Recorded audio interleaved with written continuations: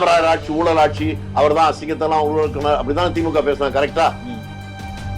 இதுவே காமராஜர் ஆட்சி நாங்க சொல்றோம்னு என்ன அர்த்தம்? இது அயோக்கியத்தனமான ஆட்சி, ஊழல் ஆட்சி அப்படிங்கறத அவ்வளவு நாசுக்கா சொல்லியிருக்காரு. உங்களுக்கு புரியல சார், எங்க தலைவர் தெளிவா தான் பேசுறாரு. பிளானிங் கமிஷன்ல இருக்கிறவரு அந்த கடனுக்கும் உனக்கு என்ன சம்பந்தம்? மக்கள் நீ ஏதாவது பைசா பே பண்ண போறியா? உங்க ஆத்தா அம்மா வாங்கின கடனுக்கே உனக்கும் சம்பந்தம் இல்லை, கவர்மெண்ட் வாங்கின கடனுக்கும் உனக்கு என்ன சம்பந்தம் அப்படின்னு ரொம்ப கூலா அவர் பேசுறாரு. கீழ்பாக்கிறத சீக்கிரம் உண்மையை அடைச்சிருங்க, இன்னும் 4 பேரை கடிச்சு கொதறிட போறாரு. இப்ப புதிதாக காங்கிரஸ்லயும் இந்த குரல் ஒலிக்குது, ஆட்சியிலும் பங்கு, அதிகாரத்திலும் பங்கு, அதிக சீட். ஏன் இது என்னங்க பஞ்சமா பாதகமாங்க? நாங்க என்ன சங்கரமடமா நடத்துறோங்க? இல்ல சன்னியாசிகளா நாங்க? இந்த நாட்டுக்கு சுதந்திரம் வேணும், அடிபட்டு உதப்பட்டு உயிரை விட்ட அவனுடைய வாரிசுகள்லாம் அதிகாரத்துக்கே வரக்கூடாது. நாட்டுக்கு சுதந்திரமே வேணான்னு மாநாடு போட்டு தீர்மானம் போட்ட மட்டும்தான் ஆட்சியில் இருக்கணும் அப்படின்னு நீங்க நினைச்சீங்கன்னா நீங்க நியாயத்துக்கு புறம்பாக சொல்லுகிறீங்க. காங்கிரஸ்காரன் அதிகாரத்துக்கு வர வேண்டும் என்பது பொதுமக்களுடைய சொத்தை கொள்ளையடித்து எங்க வீட்டுக்கு கொண்டு போறதுக்கு இல்ல, அதில் ஒரு பைசா கூட சேதாரம் இல்லாமல் மக்களுக்கே வேறு விதமாக கொண்டு போய் அடையும். ரொம்ப பேர் விவரம் இல்லாம என்ன சொல்றாங்கன்னா, ஜெயலலிதா இருக்கும்போதுதான் ஒரு பட்டியலத்தை சேர்ந்தவர் சபாநாயகர் ஆச்சு. பாவம், பழசு தெரியலன்னா அந்த பிரச்சனையெல்லாம்.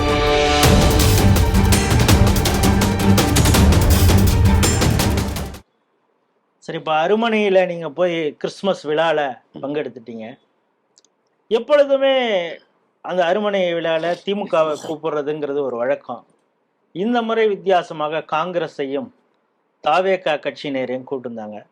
அது கூட்டணிக்கான சமிங்கையா அப்படின்னு அப்பொழுதே எல்லாரும் பேச ஆரம்பிக்கிறாங்க. அதாவது பேசுறது என்ன வேணாலும் பேசலாம், சொல்ல எனக்கு ஒண்ணு இல்லை. நீங்க முதல் சொன்னதே தப்பு. வழக்கமாக எப்பவும் திமுக கூடல அதை அந்த அருமனையில அந்த விழாவை கிட்டத்தட்ட ஒரு 30 வருடமாக நடத்திருக்காங்க ஒரு சின்ன குழு. அதனுடைய முக்கியமா இருக்கிற முன்னோடி பேர் ஸ்டீஃபன் பேரு. அவர் எல்லாரையும் கூப்பிடுவாரு. ஒவ்வொரு ஆண்டும் ஏதாவது ஒரு கட்சிக்கு முக்கியத்துவம் கொடுக்கிறது, அப்படி ஒரு வழக்கம் வச்சிருக்கிறார்.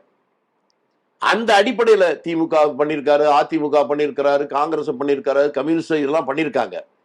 இந்த ஆண்டு புதிதாக வந்திருக்கிற காரணத்தால அவங்க தாவேகா முன்னிலைப்படுத்துறாங்க. இவ்வளவுதான், இதை தாண்டி வேற ஒண்ணும் இல்லை. அந்த ஸ்டீஃபனும் அந்த அருண்மனையும் எனக்கு புதுசு இல்லை. இதே விழாவில் 10 ஆண்டுகளுக்கு முன்பாகவே நாங்க பேசியிருக்கேன். இல்ல, அங்க நீங்க பேசும் பொழுதே உங்களுடைய பேச்சிலேயே நல்லவர்கள்லாம் இப்போ ஒண்ணு சேர்ந்திருக்கிறோம், இது ஒண்ணு சேர்ந்தா நல்லா இருக்கும் அப்படிங்கிற ஒரு விஷயத்த சொல்லும் பொழுது அங்கேருந்து ஒரு ரெஸ்பான்ஸ் வருது. அதாவதுங்க, இங்கு விற்பனையாகிற விழிப்புகள் நெய்யினால் சுட்டவை அல்ல அப்படின்னு ஒரு போர்டு இருக்கு வச்சிருந்தேன். அந்த அல்லவை மட்டும் மறைச்சா என்ன ஆகும்?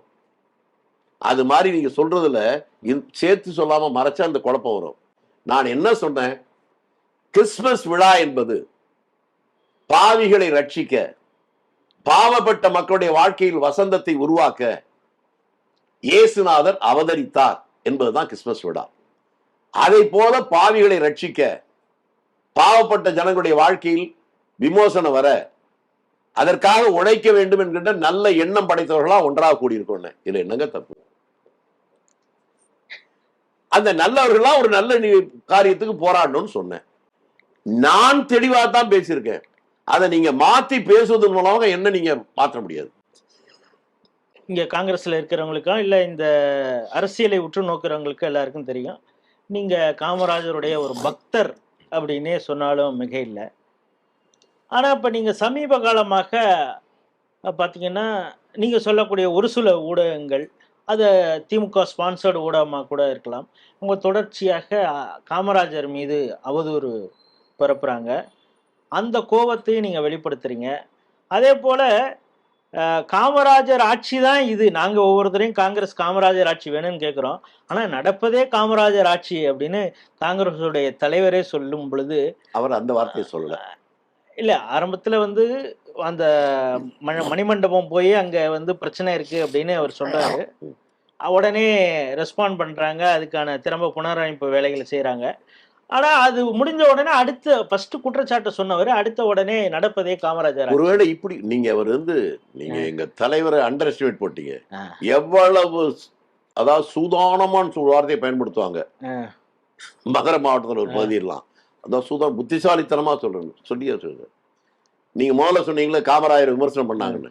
காமராஜர் ஆட்சி ஊழல் ஆட்சி, அவர் தான் அசிங்கத்தெல்லாம் ஊழல் அப்படிதான் திமுக பேசுறாங்க. கரெக்டா? இதுவே காமராஜர் ஆட்சி நாங்க சொல்றோம்னு என்ன அர்த்தம்? இது அயோக்கியத்தனமான ஆட்சி, ஊழல் ஆட்சி அப்படிங்கறத அவ்வளவு நாசுக்கா சொல்லியிருக்காரு. உங்களுக்கு புரியல சார், எங்க தலைவர் தெளிவா தான் பேசியிருக்காரு. அது அப்ப சொல்லியிருந்தா சொல்லல, அவர் இப்ப அது சொல்றாரு. அதாங்க அவங்க சொன்னதுக்கு அதாங்க பதிலு. ஊழலை உருவாக்குனதே காமராஜர், திமுக சொன்னாங்களா? அவர் ஆட்சியில தான் பல தப்புகள் நடந்துச்சு சொன்னாங்களா? உங்க ஆட்சியே காமராஜர் ஆட்சினா இது ஊழல் ஆட்சி, தப்பான ஆட்சி, நீங்க சொன்னதுக்கு பதில். ஆனா காங்கிரஸ் அப்பல இருந்தே நீங்க காமராஜர் ஆட்சி வேணும் அப்படின்னு தானே கேட்டுட்டு இருக்கீங்க. காமராஜர் ஆட்சி என்பது நேர்மையான ஆட்சிக்கான அடையாளம். யார் கொடுத்தாலும் நேர்மையான ஆட்சியை எவன் தந்தாலும் அது காமராஜர் ஆட்சி. அப்படி அந்த நேர்மையினுடைய குறியீடு தான் காமராஜர். திருச்சியில விசிகாவுடைய மகளிர் அணி மாநாடு, ஆக்சுவலி மது ஒழிப்பு மாநாடுன்னு ஆரம்பிச்சாங்க. என்ன காரணமோ தெரியல, அது மகளிர் மாநாடு அப்படின்னு ஆக்குனாங்க. அப்பொழுதுதான் வந்து ஆட்சியிலும் பங்கு அதிகாரத்திலும் பங்கு அப்படிங்கிற ஒரு கோஷத்தை முன்வைத்தாங்க. இதை நான் ரொம்ப காலமா நான் சொல்லிட்டு இருக்கேன் அப்படின்னு விசிக தலைவர் சொன்னார். அதை இன்னும் கொஞ்சம் வலுவாக ஆதவ அர்ஜுனா பேசினார். ஆனா அந்த கோஷம் சொன்னதுனாலேயே அவரை வந்து அழுத்தம் கொடுத்து விசிகாவிலிருந்தே வெளியில் அனுப்பிச்சிட்டாங்க. அவர் இப்பொழுது தாவேக்கால இருக்கார். இப்ப புதிதாக காங்கிரஸ்லயும் இந்த குரல் ஒலிக்குது, ஆட்சியிலும் பங்கு அதிகாரத்திலும் பங்கு, அதிக சீட். ஏன் இது என்னங்க பஞ்சமா பாதகமாங்க? நாங்க என்ன சங்கரமடமா நடத்துறோங்க? இல்ல சன்னியாசிகளா நாங்க? இந்த நாட்டுக்கு சுதந்திரம் வேணும், அடிபட்டு உதப்பட்டு உயிரை விட்ட அவனுடைய வாரிசுகள்லாம் அதிகாரத்துக்கே வரக்கூடாது. நாட்டுக்கு சுதந்திரமே வேணான்னு மாநாடு போட்டு தீர்மானம் போட்ட மட்டும்தான் ஆட்சியில் இருக்கணும் அப்படின்னு நீங்க நினைச்சீங்கன்னா நீங்க நியாயத்துக்கு புறம்பாக சொல்லுகிறீர்கள். நாங்க அதிகாரத்துக்கு வர்றது இல்லாம ஒரு அரசியல் கட்சி எதுக்கு நடத்துறாங்க? அதிகாரத்துக்கு வர்றதுனால எனக்கு அதிகாரத்துக்குமே வேணாம்னா கட்சியை கலைச்சிட்டு போங்க. நாங்க அதிகாரத்தில் வரணும்னு நினைக்கிறதுக்கு மற்றவங்க அதிகாரத்துக்கு வர்றதுக்கு வித்தியாசம் இருக்கு. காங்கிரஸ்காரன் அதிகாரத்துக்கு வரணும்னு நினைச்சா, உண்மையான காங்கிரஸ்காரன் யாராக இருந்தாலும் பொது வாழ்வை வேள்வியாக நினைத்து பொது சொத்தில் ஒரு பைசா கூட செலவு பண்ணாம செய்யறவனா இருப்பான். இதுக்கு நல்ல உதாரணம் என் கண்ணுக்கு முன்னால நடந்த விஷயம் சொல்றேன்.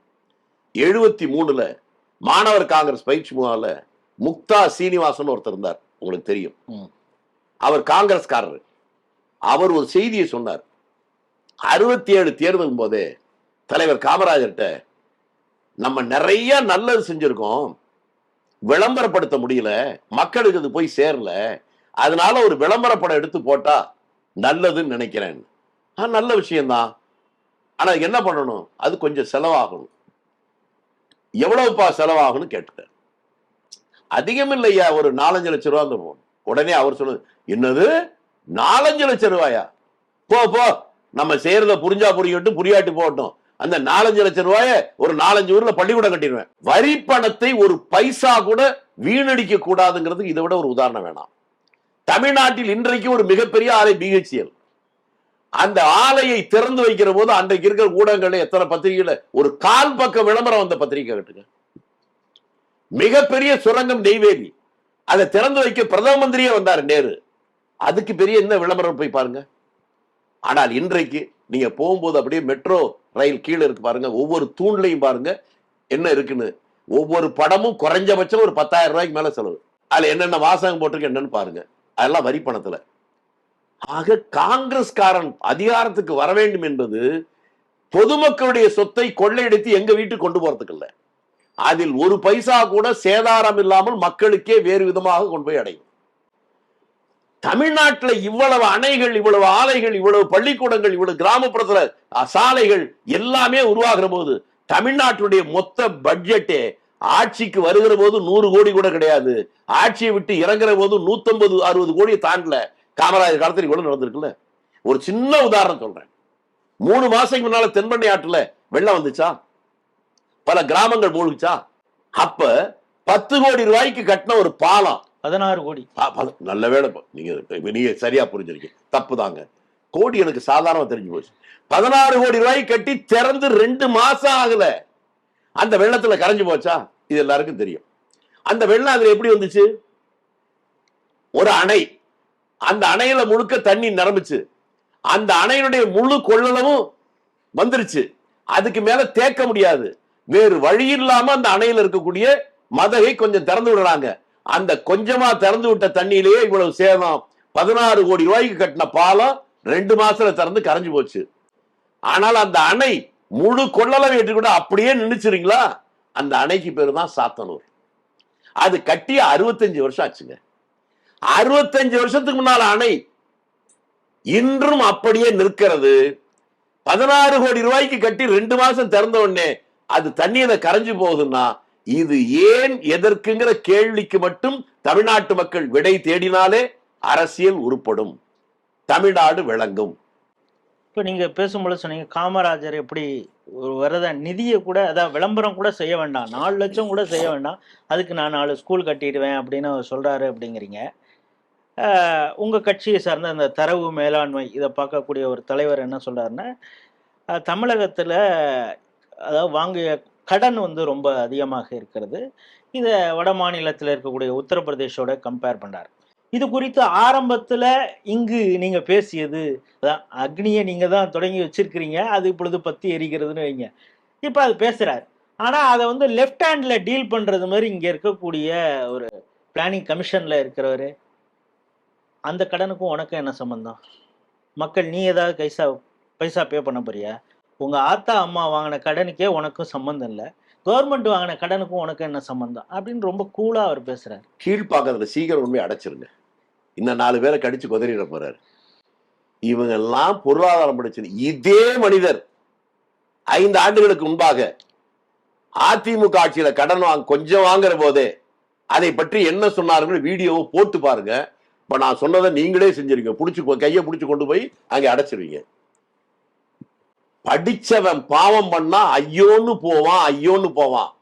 பாரதி சொன்னது அது பலிக்கும், கொஞ்ச நாள்ல பாருங்க. இப்போ நீங்க இந்த திமுகவுடைய 4.5 ஆண்டுகள் அந்த ஆட்சியை ஒரு கூட்டணியில இருக்கக்கூடியவராகவும் சரி, ஒரு வெளியில இருந்து பார்க்கக்கூடிய ஒரு அரசியல் பார்வையாளராக இவங்களுக்கு என்ன மதிப்பெண் போடுவது? பாஸ் மார்க்கே இல்லைங்க, அப்படியா? ஃபெயில் தான். ஏன்னா அவங்க காங்கிரஸ் கட்சியில பலரும் இது சமூக நீதியை, காமராஜர், அம்பேத்கர், காந்தி எல்லாத்தையும் மிக்ஸ் பண்ண, பெரியார் எல்லாத்தையும் மிக்ஸ் பண்ண ஒரு ஆட்சி அப்படிங்கிறாங்க.